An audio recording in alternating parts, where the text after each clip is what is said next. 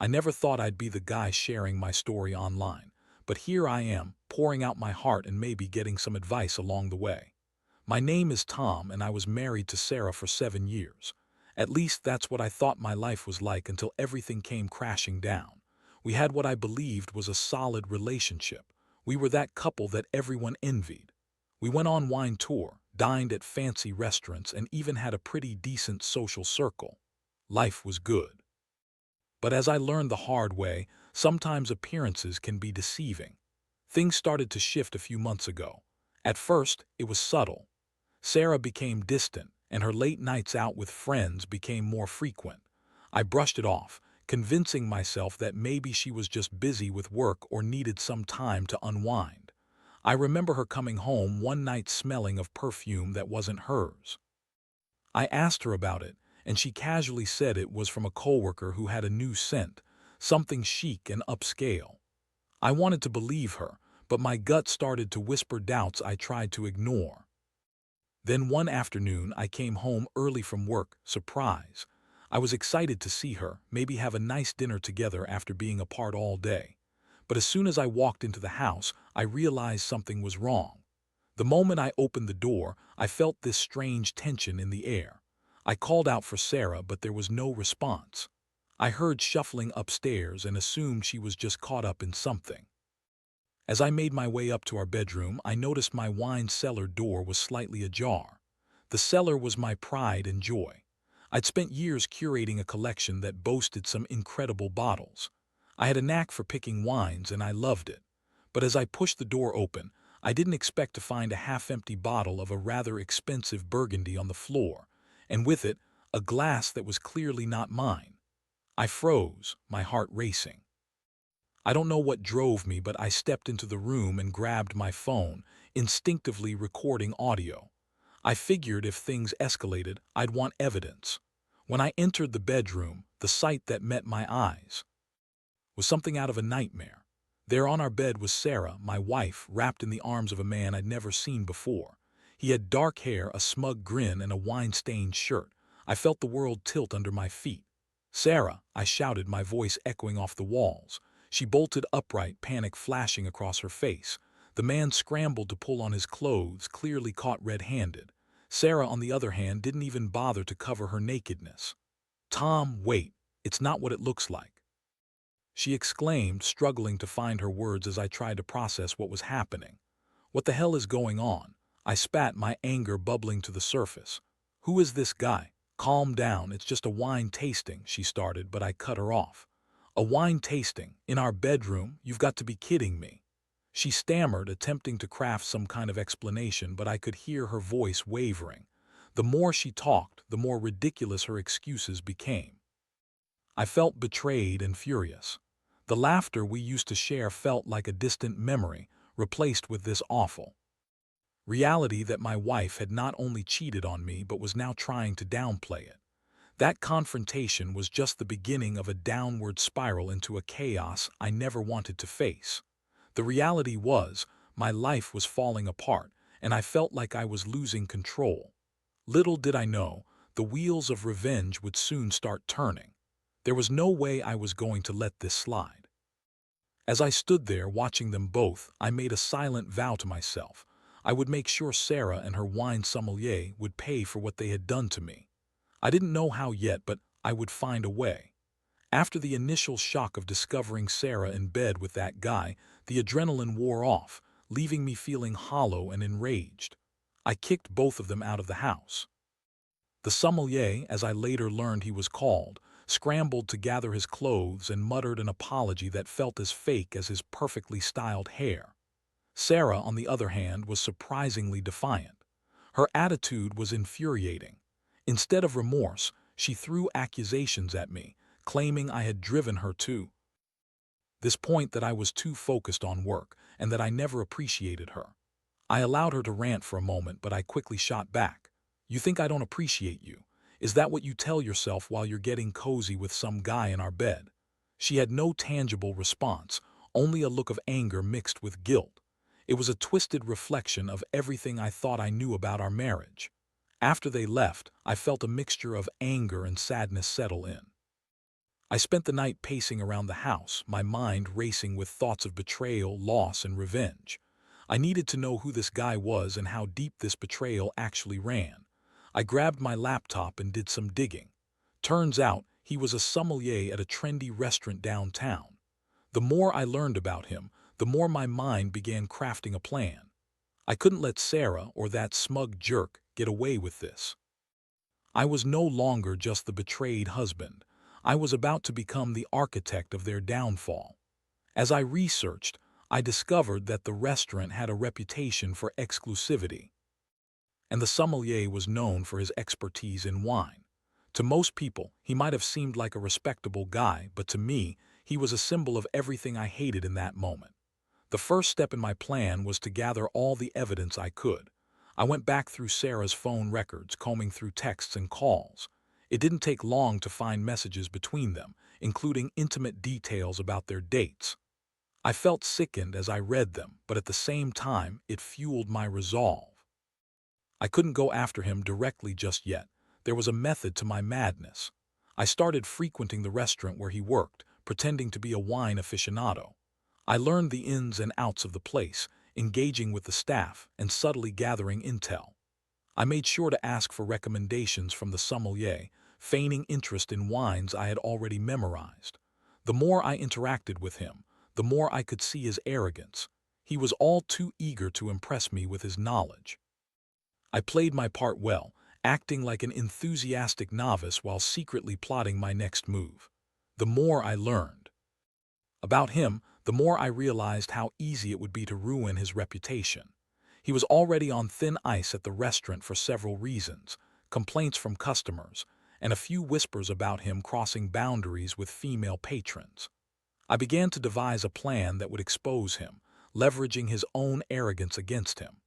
I started making noise about a new wine club I wanted to create, and I used social media to give it a boost.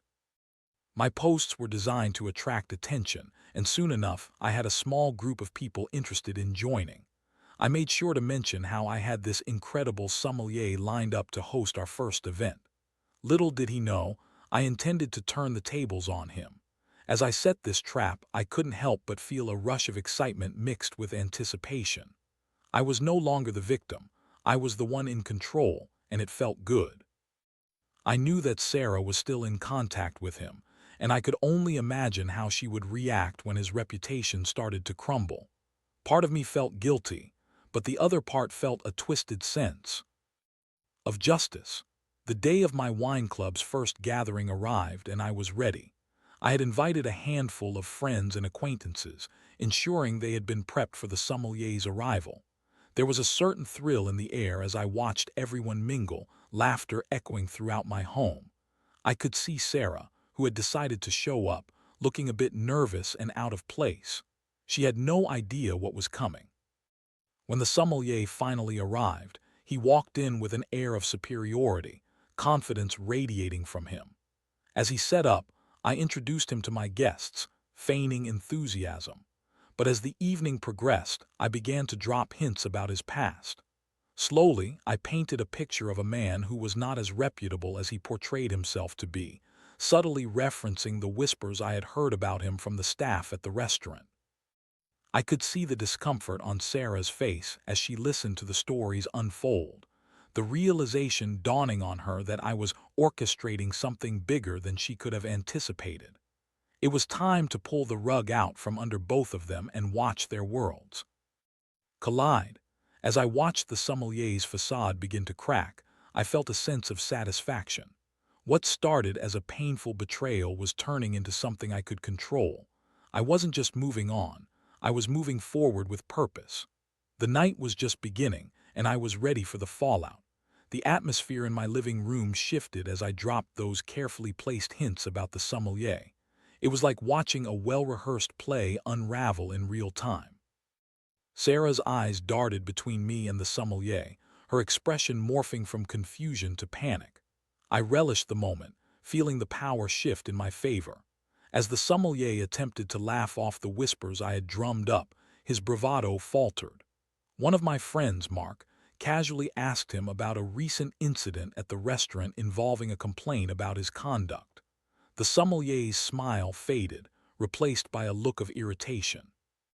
"People talk, you know how it is," he replied dismissively, but I could see the cracks forming. "Yeah, but I heard it was serious enough that they were considering letting you go," Mark pressed, clearly enjoying the tension in the room. I watched with bated breath. As the sommelier's confidence continued to waver, I could sense the anxiety creeping in, and it was delicious to witness. Throughout the evening, I kept up the facade of the gracious host, pouring wine and engaging with guests, all while keeping my focus on the sommelier and Sarah. I could feel her energy shift. She was getting more agitated by the minute. I was reveling in the chaos I was orchestrating, and it felt like poetic justice. As the night wore on, I decided to escalate things. I had planned a small surprise that would be the icing on the cake. I had managed to get my hands on a few social media posts from the restaurant's patrons, documenting their experiences with the sommelier. I pulled them up on my laptop, ensuring the screen faced the living room as I pretended to browse through wine recommendations. "Hey everyone, check this out," I called, my voice a little too cheerful. "I've been looking into some of the reviews for our special guest, and I found a few interesting comments." I clicked on the first post, which detailed a woman's experience of feeling uncomfortable with the sommelier's advances. The room was silent as the words sank in. I glanced at Sarah, and her face had turned a shade paler. I could see the realization dawning on her. This was not just a fun gathering anymore. The sommelier's expression was priceless, his jaw tightening as he realized what was happening. "Those are just misunderstandings," he blurted out, desperation creeping into his voice. Another one of my friends chimed in. "Misunderstandings. Sounds like someone needs to work on their professional boundaries." The laughter that followed felt like a victorious anthem for me. It was a pointed jab at both Sarah and the sommelier, and the power dynamic had shifted completely. As I continued showcasing the posts, I felt a surge of adrenaline. I was no longer the guy who had been cheated on. I was the one holding the cards, and I was going to play them to the fullest. "You know, this is all very eye-opening," I said, casting a glance at Sarah. "I wonder how long this has been going on." The implication hung in the air like a heavy cloud, and I could see Sarah's discomfort rising. "Tom, stop it," she finally snapped, her voice trembling with a mix of anger and embarrassment. "This isn't fair. You're taking this too far." "Too far?" I echoed, my heart racing. "Sarah, you're the one who took it too far when you decided to cheat on me. Don't try to turn this around. This is about you and your poor choices." The sommelier, now visibly sweating, attempted to deflect. "Look, this is just a big misunderstanding. I mean, we all have stories about customers who misinterpret things, right?" His voice was shaky, and I could see he was losing his grip on the situation. "You're right," I replied, feigning a casual tone. "But you can't deny that it's not just customers talking, it's your reputation on the line. And I'm sure Sarah here has some stories to share too." I turned to her, my eyes narrowing slightly.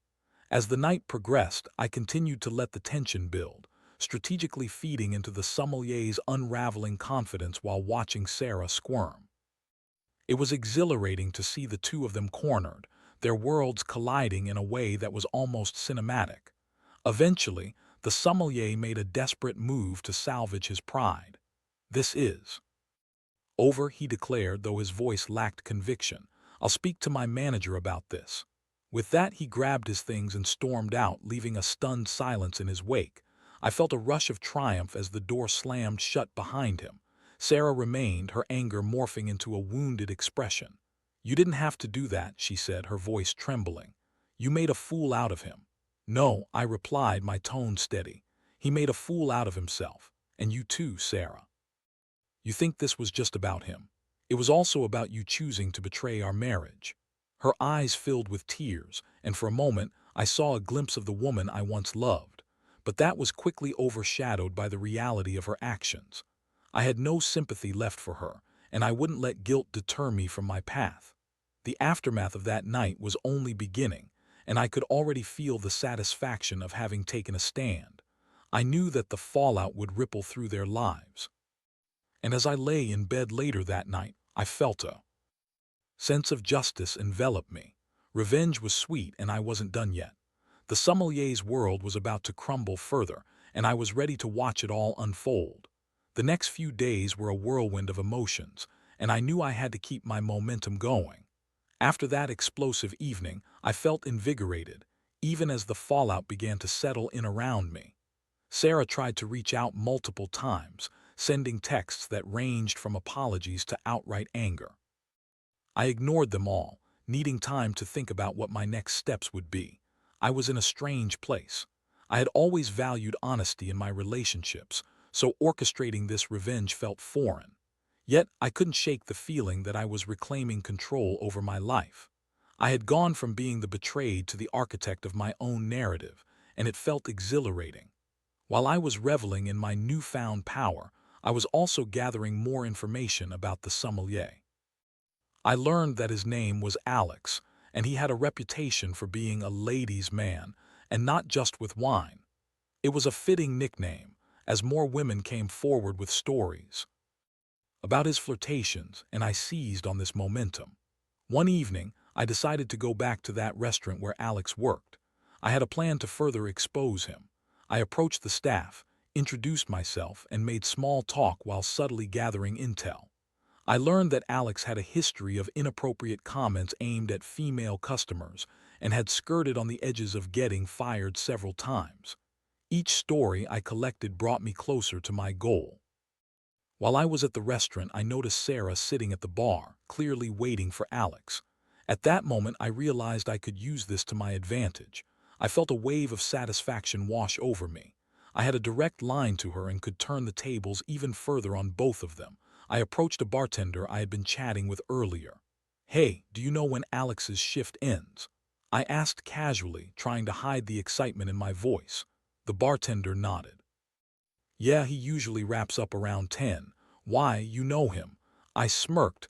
"Let's just say I have some friends who could use a heads up about him." The bartender looked intrigued but didn't ask further questions. I took my leave and headed home to begin crafting my next move. I needed to ensure that Alex wouldn't just remain in his comfortable position, but would face the consequences of his actions, especially towards Sarah. That night, I composed a series of messages to various online review platforms and forums, detailing my experiences and those of other women I had spoken to about Alex's behavior. I attached snippets of the comments I had collected, ensuring each review painted a vivid picture of his manipulative nature. This was it. I was going to make sure that Alex's reputation became public knowledge. Once I hit send, I felt a rush of adrenaline. I knew that the restaurant's management would take notice, and I could only imagine the fallout that would ensue when Sarah learned about it. A few days later, I received confirmation that my reviews were being circulated. I slipped into my usual routine of checking in at the restaurant, and I could see the tension in the air.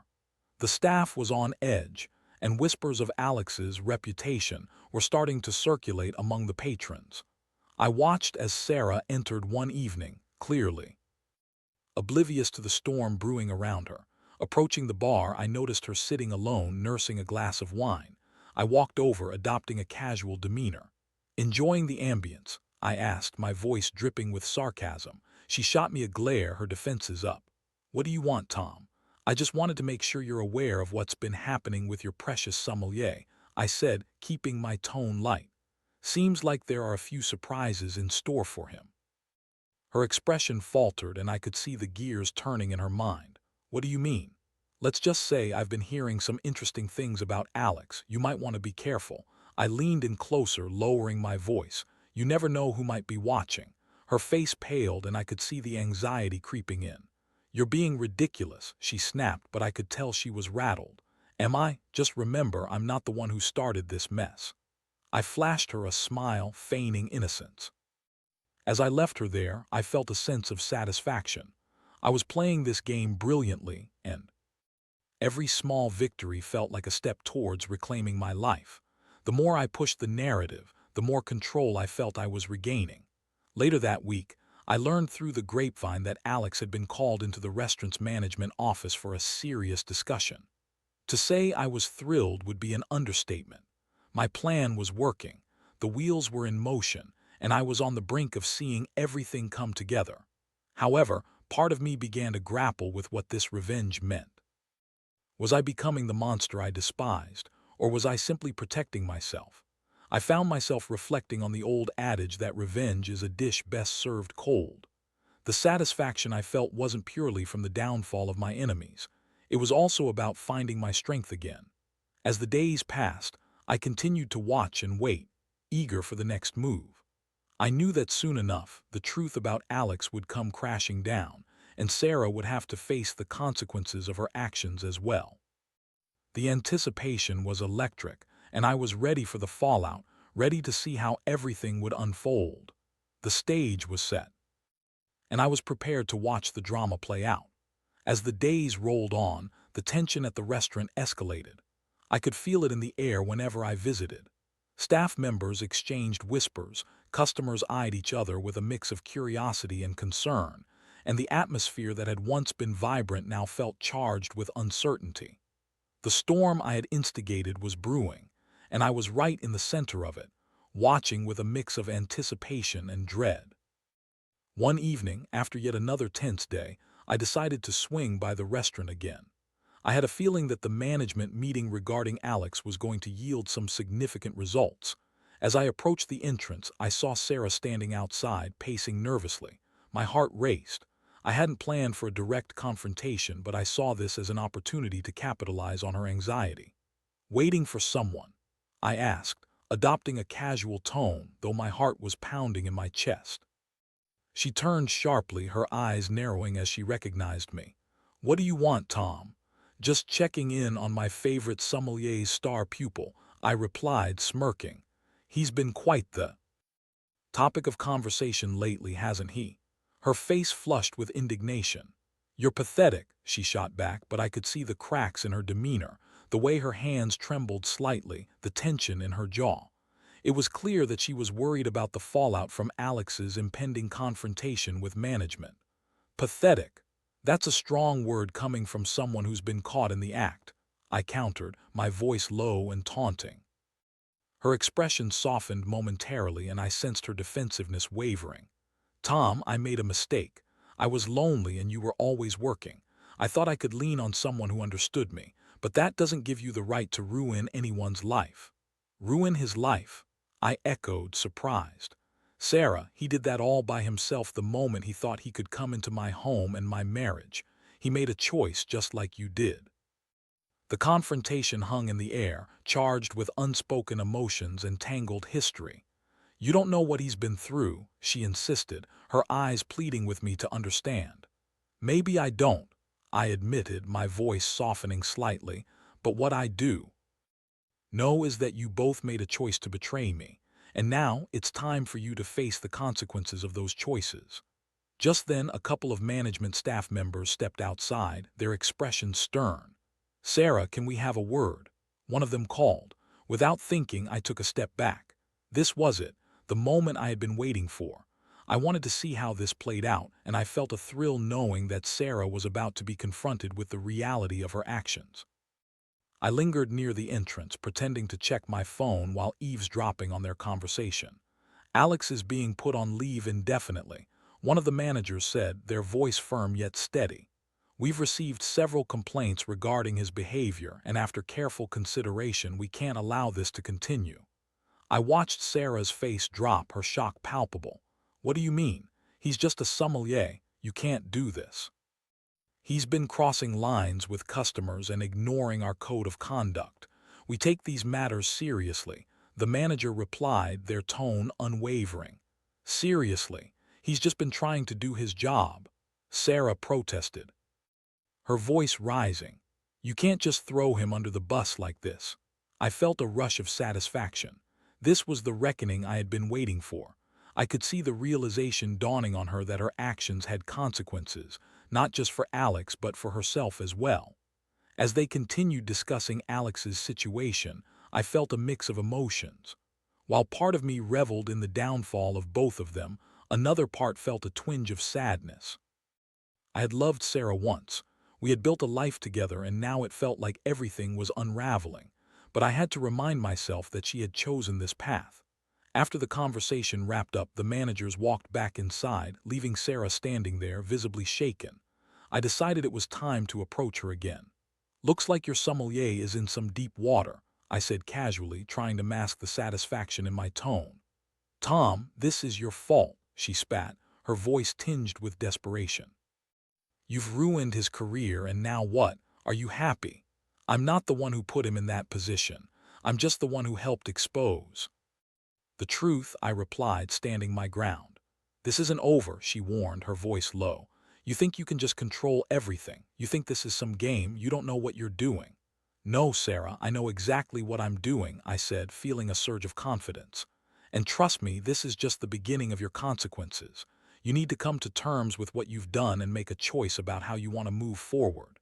With that, I turned and walked away, not looking back. I felt a weight lift off my shoulders as I left the restaurant. Yes, I had orchestrated something that felt like revenge, but it was also about reclaiming my narrative. It was about taking back control over my life and refusing to let Sarah's choices define my future. As I drove home that night, my thoughts were racing. I knew this was not just about Alex or Sarah anymore. It was about me and the lessons I'd learned. I was reclaiming my self-worth, and for the first time I felt empowered to move forward, whatever that looked like. The road ahead was still uncertain, but I knew I was on the right path. The aftermath of this confrontation was still unfolding, and I was ready for whatever challenge came next. I had taken a stand, and I wasn't about to back down. The chapter of betrayal was closing, but a new one of self-discovery and empowerment, was just beginning. The following weeks were a blur of reflections and realizations. After the confrontation at the restaurant, I felt both relief and an odd sense of emptiness. I knew Alex had been placed on leave, and while part of me relished the thought of his downfall, the other part couldn't help but feel a pang of sadness for the relationship I once had with Sarah. Despite the bitterness of betrayal, I found myself stepping into a new chapter of my life, one defined by self-discovery and healing. I began to focus on the aspects of my life that I had neglected during the turmoil of my marriage. I reconnected with old friends, picked up hobbies I had set aside, and even started exploring the world of wines on my own terms. Each bottle I opened was like a small victory, a reminder that I was moving forward. Sarah tried to reach out to me multiple times, sending texts that ranged from desperate apologies to attempts to rekindle our relationship. Each message was a reminder of the past, but also of the freedom I now felt. I finally decided to meet her one last time to gain closure, to put a final period at the end of our story. We chose a small cafe, the kind where we used to hang out when things were good. The atmosphere felt heavy with unspoken words as I sat down across from her. Her eyes were red-rimmed, and I could tell she had been crying. "Tom, I'm so sorry for everything," she started, her voice shaky. "I didn't mean for things to go this far, but I was lost. I thought I could find something I was missing." I took a deep breath, trying to maintain my composure. "Sarah, you made a choice, and it wasn't just about you. It affected us, our life together. You can't keep deflecting the blame." "I know," she replied, her voice barely above a whisper. I was so caught up in my own feelings that I didn't see what I was doing to you. I thought I could justify it somehow. "Justifying it doesn't change what happened," I said firmly. "I won't pretend that this didn't hurt me deeply. You broke our trust, and that's not something that can just be fixed with an apology." Tears streamed down her cheeks, and I felt a wave of conflicting emotions. Part of me wanted to console her, but I knew better than to slip back into old patterns.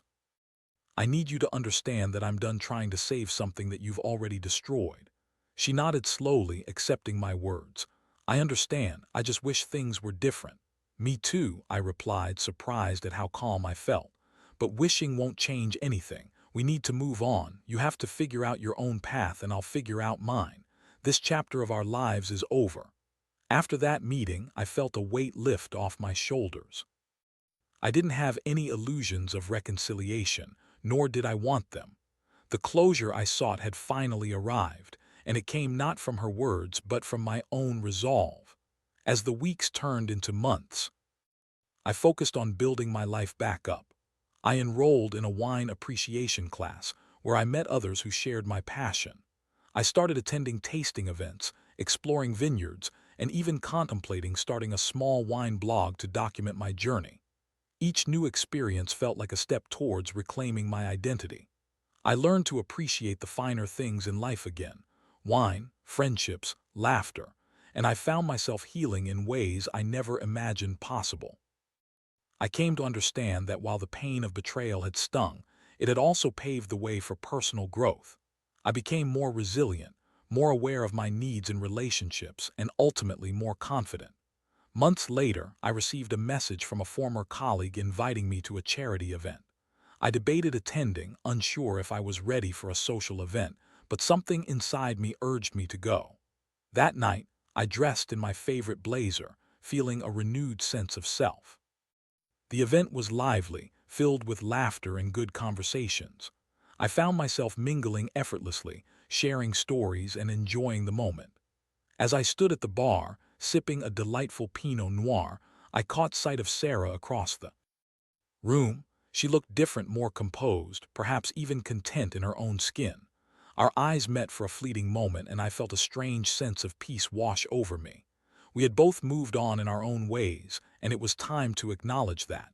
In that instant, I realized that healing doesn't come from what others do or say, but from within. I had taken control of my narrative, turning a painful chapter into one of empowerment. I had learned that while betrayal can break you, it can also build you up in unexpected ways. Walking away from that event, I felt lighter than I had in a long time. I no longer needed to dwell on the hurt. I was ready to embrace whatever came next in life. I turned a corner, leaving the past behind, and stepped confidently into my future, ready to uncork new adventures and savor every moment of this beautiful, unpredictable journey ahead.